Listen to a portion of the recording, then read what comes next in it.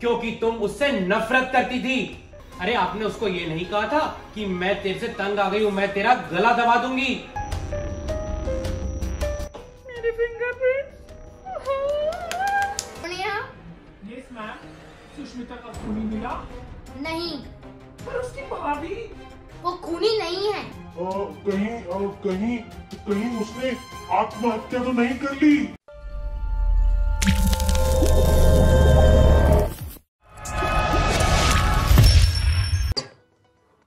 पर सुष्मिता आत्महत्या क्यों करेगी? कोई भी वजह हो सकती है, वो अपनी जिंदगी में परेशान हो सकती है।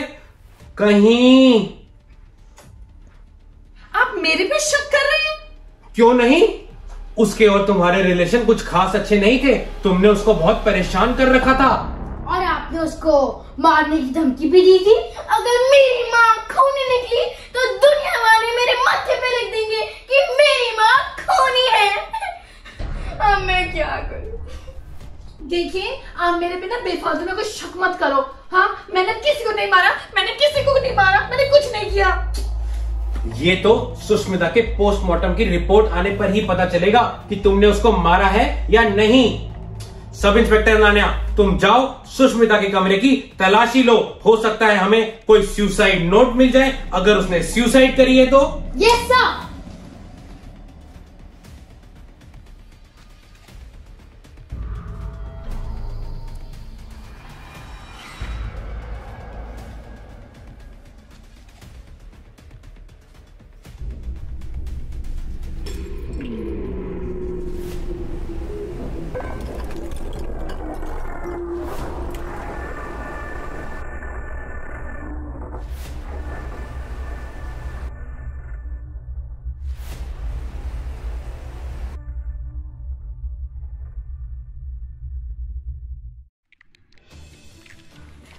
सर, मैंने को ढूंढा। ये किसकी डायरी है?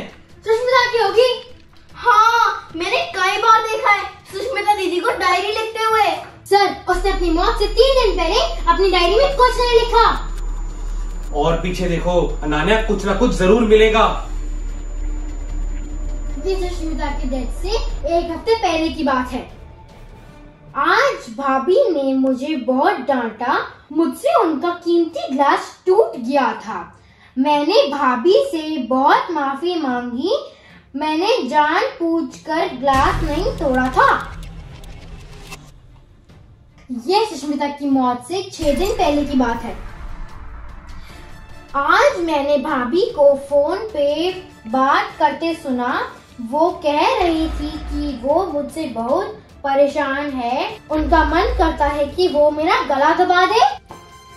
यही रीजन है कि हमारा शक तुम पर बार बार जा रहा है। जो मर्जी कर लो, ये सारा शक गलत ही होने वाला है। मैंने ऐसा कुछ नहीं किया। सब इंस्पेक्टर अनान्या, तुम डायरी के आगे के पन्ने पढ़ो, जरूर कुछ ना कुछ निकलेगा। सर, मेरे को ना भूख लग गई है। आप आगे की डायरी पढ़ो। तो मैं कुछ खा कर आई।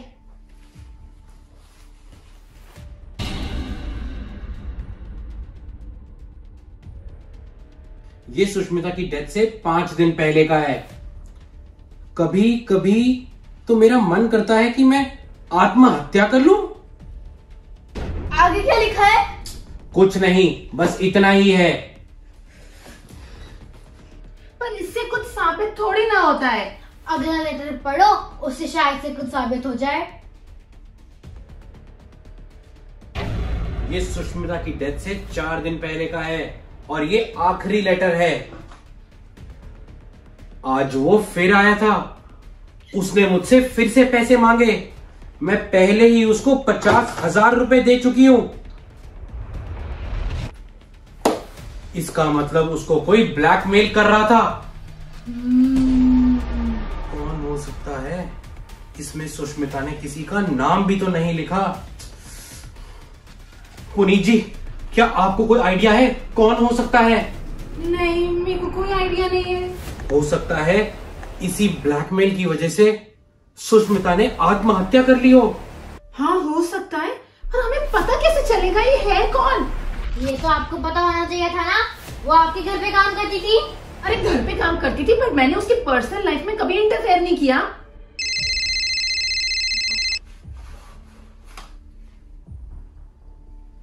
हेलो, हाँ जी, ओके ओके, ठीक है। पुलिस स्टेशन से फोन आया था कि सुष्मिता की बॉडी पर जो मार्क्स मिले हैं वो आत्महत्या के नहीं है, किसी ने उसका गला दबाकर खून किया है। और उसका खून किया है इस ब्लैकमेलर ने, जिसने सुष्मिता ने अपनी डायरी में लिखा है। मैंने तो कहा ही था कि इस खूनी की इंफॉर्मेशन आखिरी पेज पे मिलेगी सुष्मिता की डायरी से। सर वो तो मैंने कहा था ना। अरे अच्छा बाबा, वो सब छोड़ो, अब इस खूनी का पता लगाना है। यस सर, अगर मैंने इस खूनी का पता लगा लिया तो आप मेरा प्रमोशन करा दोगे? अरे बाबा, पहले पता तो लगाओ। हाँ जी सर। सर, सुष्मिता के पापा को फोन कर लो। सर मैं करती हूँ। हेलो हेलो, हाँ जी बोलिए। क्या आप पुलिस को आधी अधूरी इंफॉर्मेशन दे रहे हो? जी, क्या मतलब? आपकी बेटी को कोई ब्लैकमेल कर रहा था, आपको इसके बारे में पता था क्या? जी हाँ, मुझे पता है। वो आदमी पिछले 6 महीनों से सुष्मिता को ब्लैकमेल कर रहा था। मेरी बेटी बहुत परेशान थी। तो आपने बात पहले क्यों नहीं बताई? मुझे लगा अपने परिवार की इज्जत को दांव पे ना लगाओ।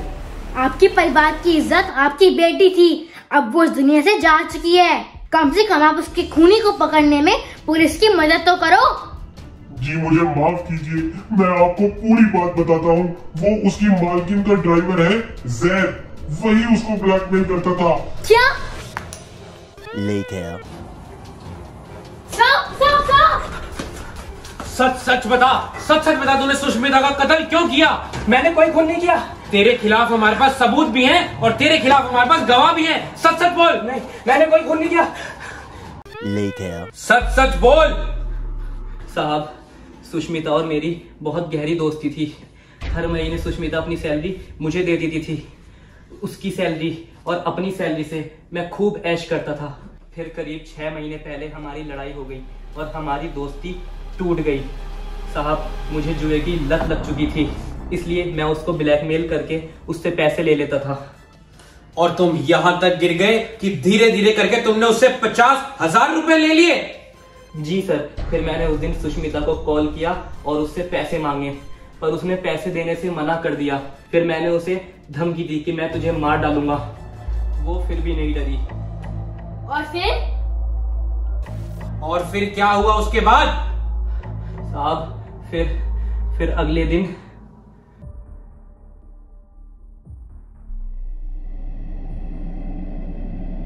सुष्मिता, पैसे दे मुझे। मैं तुम्हें पैसे नहीं दूंगी, चला जाए यहाँ से। देख, मुझे पैसे दे दे वरना बहुत बुरा होगा। क्या हो जाएगा, क्या कर लेगा तू? क्यों मेरी जिंदगी बर्बाद कर रहा है? चला जाए यहाँ से।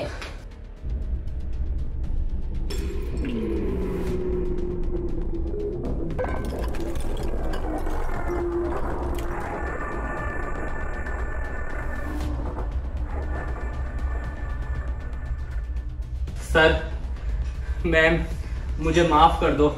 मुझे जुए की लत लग गई। मेरे ऊपर पैसों का कर्जा है। सुष्मिता ने पैसे नहीं दिए तो मैंने गुस्से में आकर उसे मार डाला। सर प्लीज मुझे माफ कर दो। किसी के कत्ल की कोई माफी नहीं होती। तुम्हें तुम्हारे किए की सजा तो मिलती रहेगी। चलो, यू आर अंडर अरेस्ट। चलो चलो चलो। Thank you so much video को पूरा देखने के लिए। हमने बॉस को आजाद कर दिया। वीडियो लाइव हो चुका है हमारे चैनल RS1313 व्लॉग्स पे। गाइस हम बहुत कंफ्यूज थे कि बॉस को आजाद करना है या नहीं, लेकिन हमने कर दिया। वीडियो देखने के लिए क्लिक किया।